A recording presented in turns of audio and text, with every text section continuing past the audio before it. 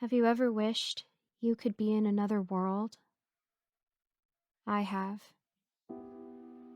Neverland, Laputa, Olympus, Narnia. They all sound so enchanting, whimsical. And sometimes in my adult life, I find myself longing wistfully after nostalgic worlds like those. I just feel like there's more out there, you know? Something wonderful, something bigger than my small, little, boring life.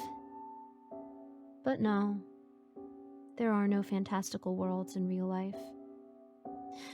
Actually, yes, there is. But it's not quite what you think. There's a place called the Backrooms. Or maybe there are a bunch of places. They were discovered a long time ago and were often shown on the internet as large, empty rooms that didn't always look quite right. And people began reporting, or making stuff up, I don't know, that strange things happened in the back rooms. That there were strange creatures and entities in there, or that people went missing. But that was all in the past. It's so weird. Now, we actually know more about the back rooms than our own ocean. People say that by the year 2032, we'll have full-on functioning neighborhoods, office buildings, and shopping malls, all in the back rooms. But for now, we had something pretty close to incredible. Behemicon, the first ever convention to be held in the back rooms. I thought it was a genius idea, honestly. At some of the smaller cons I've been to, things can get kind of crowded and sweaty, but the backrooms had infinite space, so if anything, it would only feel weird from seeing everyone being spread out so comfortably. It was my friend Connor who told me. Our other friend Anna was a little apprehensive to go, but after Connor bugged us over and over again about how awesome it was going to be, we caved. It's no Emerald City, but it was the closest thing to sate my mystical wanderlust. And hey, I got to cosplay again with my two best friends. The taboo and mystery surrounding the rooms were certainly a little unsettling, but my intrigue for the unknown outweighed that. I'm not gonna lie, I was getting more and more excited as the con neared. I didn't think I would be this ecstatic, but this really was sinking in that we were going to some other world, and we were gonna be the first to cosplay in it. The whole waiting process was a blur waiting for that day. However, I was preoccupied with work and other things. I totally forgot to think of what to cosplay, so I lazily dug around in my closet for my old Alice in Wonderland costume. Come the day of, I realized it was the Madness Returns Alice dress I'd grabbed, and not the more basic one that I wanted. I also forgot the wig. I cursed at myself while altering the apron and robbing it of its symbols before slapping on my happy face and joining my friends who politely waited for me. Car ride happened, yada yada yada. Waiting in line happened, yada yada yada, and bam! We were there right before the threshold. Anna and I stood close together.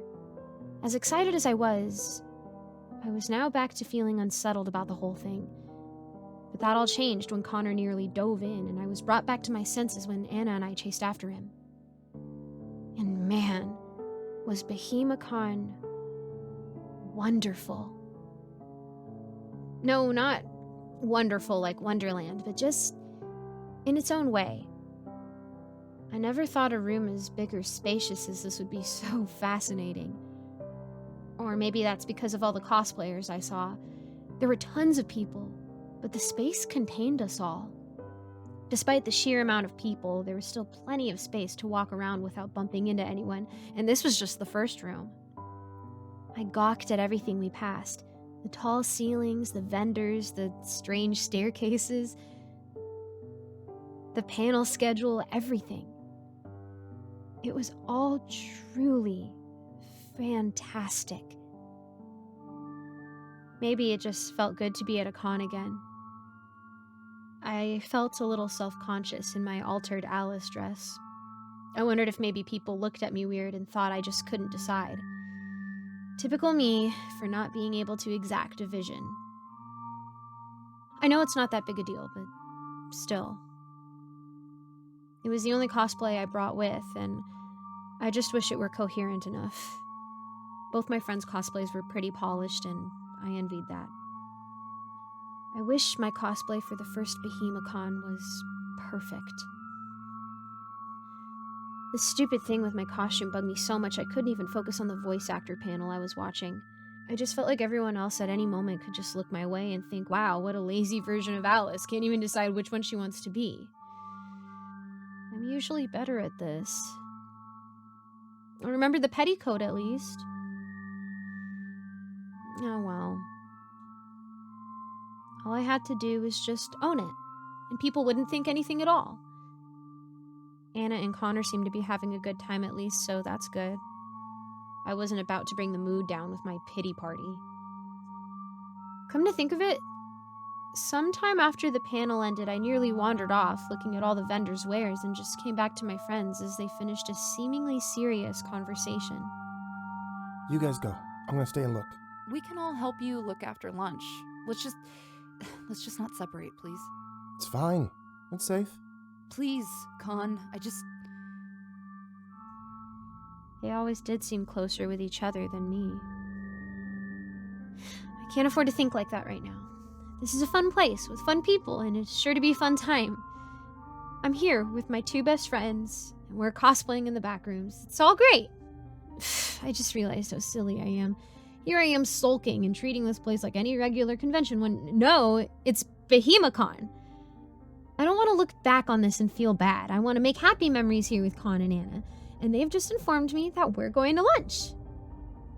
I kept my eye out for a kiosk or something handing out hot dogs next to the strange signs sticking up from the sticky, carpeted floor, or even by the file cabinets in the hallway between Artist Alley and Dealer's Hall, but instead, we found an actual restaurant made of brick. Definitely better than what I was envisioning. So, how do you guys like Behemicon so far? I like it. It's like the biggest con I've ever been to. That's exactly what it is. Thanks, Connor. I really needed that sarcasm today. Oh, ouch. My wig's giving me some problems. Ooh, that's why I didn't wear one. Nailed it, May. Maybe they'll believe you. What am I doing? My friend's got an actual problem. Sorry the wig's giving you problems, though. As I sipped my water and looked at Anna, I could tell something was off. She was zoning out. I wondered if I'd been doing that all day. Her fingers had the slightest shake to them, and she just gave off nervous energy. Are you alright, Anna? Honestly? No. I'm super glad we came, but I feel like the unfathomable can happen at, literally any moment. Completely understandable. I guess I hadn't thought about that. Of the possibility that one of us could, clip through the floor or something. They had insecure places marked off with tape, but that did make me wonder if there were any spots they'd forgotten. Do you want to leave? Yeah, honestly, I don't even really want to do the whole weekend anymore. Honestly, I was bummed. But I also understood where Anna was coming from. I'd seen this trip to Behemicon as an escape from my daily life. But poor Anna here got overwhelmed easily, and Con and I had gone and dragged her to a literal liminal space. I rubbed her back reassuringly, trying to be a better friend. That's what I should be focusing on, not my nonsense drama. I tried to calm her down the same way I'd done before by bringing up our favorite slasher films. That always helped. Anna loved horror movies like the rest of us. She just couldn't do the haunted houses and such. Well, no, hold on. We got just a few more hours left for the con for today. So let's go do things. It's the only time we'll be in the back rooms. Why not milk every second of it? Afterwards, we'll go straight home. That'll be it. Let's just finish today. We'll ditch the rest of the weekend. You promise, Con? We'll leave after we finish today. That's it? Of course. I was lukewarm on this idea. I wanted to finish strong, even do the whole weekend if I could. But I felt so bad for Anna. So I was torn between my own selfish wants and the guilt over not being such a good friend. Our food came at the perfect time and helped ease Anna's worries. Mine too. I decided whatever was going to happen was going to happen. I was fine ending the trip after a few more hours to soak up panels and shopping. And that's what we did. We went to another panel, and this time I did pay attention. Sadly, it ended up being extremely boring to the point where I actually had to wake Anna up from having fallen asleep. Aside from that, I was determined to have a great time. Connor talked our ears off with random facts about the Backrooms, and I was fascinated with them. At some point, we did lose track of Con as he dove into his shopping. Must have hit him that we'd be leaving soon and he hadn't bought nearly as much as Anna and I. Speaking of Anna, she was doing well. I could tell she was counting the seconds, but she was stable. After what felt like only a moment of me ogling merchandise, I was stunned to hear Anna say, "Where is he?" I immediately felt all the guilt surround me. I'd seen Con wander off and I didn't even think about it. Maybe he's already out? You think? Well, maybe not. He did really want to spend every second he could in here. Oh, you're right.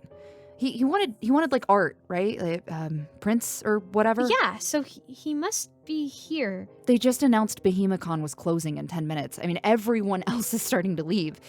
Even the vendors. I still think he's here. I think we should leave. But what if he gets stuck in here? Oh no. I can't think of that. Well, wait. It should be fine, right? Behemicon is safe. He'll be here tomorrow morning, maybe? Okay. Let's try to think like Connor. Okay? He'd think that we left, right? Maybe he'd think to stay in place until someone found him. This isn't the wilderness, May. She's right. I'm so stupid. I don't know what to do. Well, it's not exactly a normal place either. Look, I think he would think that he would see us outside, right? Okay, fine. Let's go outside. I'm sure it's gonna work out. I hope it works out. I really hope. Truth be told, I'm terrified. And I can't explain it. I'm terrified of the unknown and the norm. Normal, basic days scare me, and all the mysterious ways that the Backrooms work and scare me too. I told myself that it had to be safe, that everything would turn out fine. But just like everyday life, I just wasn't sure. After doing all we could, we hurried back toward the threshold, past all the wonders of the nonsense file cabinets and zigzagging staircases. And we almost made it. I caught it before Anna even looked up. Just before where we would go to leave Behemicon, there were several large wall panels that rolled into place, closing us in. In that moment, I didn't know what to do. Especially because before I could even call after Anna, I took a step and began falling out of Behemicon.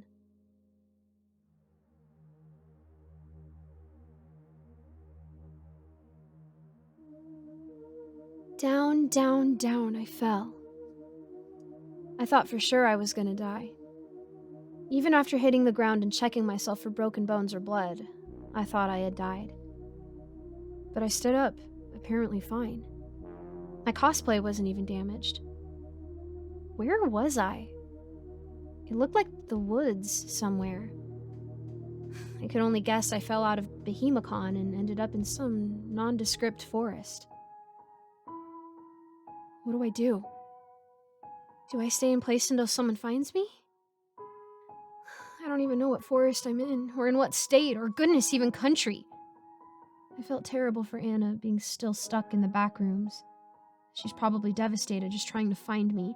I wish I could tell her that I'm okay, and I wish I knew how she was doing. Why didn't she fall with me? So many questions, and my head was racing, my heart was still pounding, and there was no service. I felt mixed emotions toward Connor. I felt like he'd go and rescue Anna, and the two would forget all about me. They might even make fun of me behind my back. Just my luck. At first, I was terrified. But then... whatever. I don't know. It seemed like an adventure. a different world. Even though it was quite literally a forest, there was in some way a sense of mystery and adventure.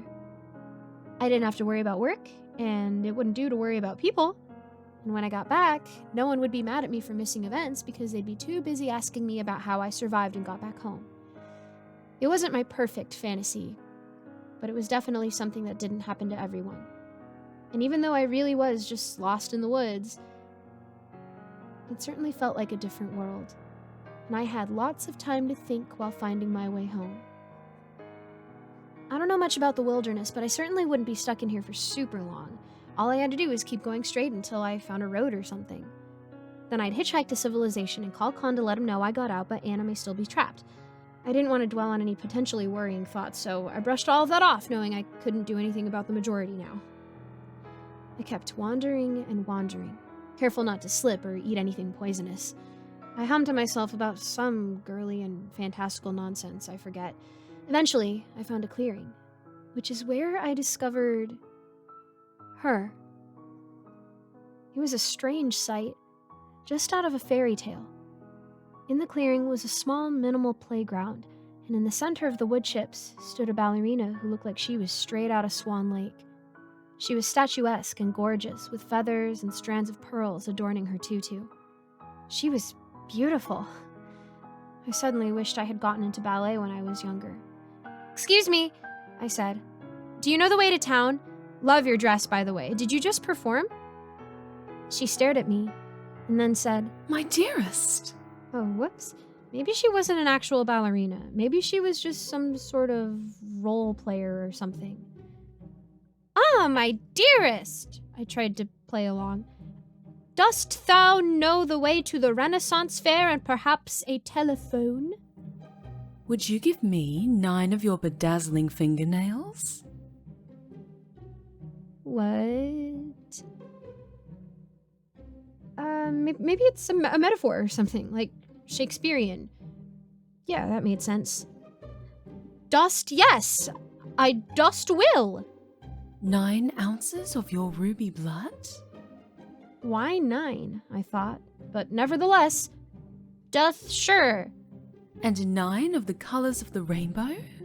"But of course, Odette," I told her, really trying to keep up. Do you love me so? "Sorry, I don't really swing that way. Or dothest, but platonically." Suddenly, her eyes became fierce. "So, mayest thou show me the wayest to town and telephone?" Something about the air around this Swan Queen felt cold and dangerous all of a sudden. She froze with fury and just glared at me. Had I said something wrong? Was she mad I wasn't keeping up with her roleplay? All of a sudden, she let out a shriek and started choking me. I tried to scream and fight back, but she was surprisingly strong. She pushed me down into the wood chips, but I grabbed a fistful of them and threw them right into her eyes. She recoiled and whimpered, and I took the opportunity to run. I ran in silence, not wanting a probably extremely athletic ballet dancer to catch up to me. My neck was sore and my whole body was aching. When I felt I was far away enough, I sat and hid to rest. These woods went on forever. I haven't seen anything new since the playground. Just where was I? After all the adrenaline left my body, I suddenly felt pain everywhere. My left arm and wrist, 4 of my fingers, my right ankle, and my chest. I think I need to see a doctor. I limped on miserably until I finally found a road and collapsed onto the side of the asphalt. I cried out aloud, "Help!" and hoped there were people nearby who might hear me. All the exertion caught up to me and I began coughing up some blood. After that, I couldn't walk anymore. I felt lighter and much smaller somehow. Even smaller than I'd felt in the events leading up to all of this.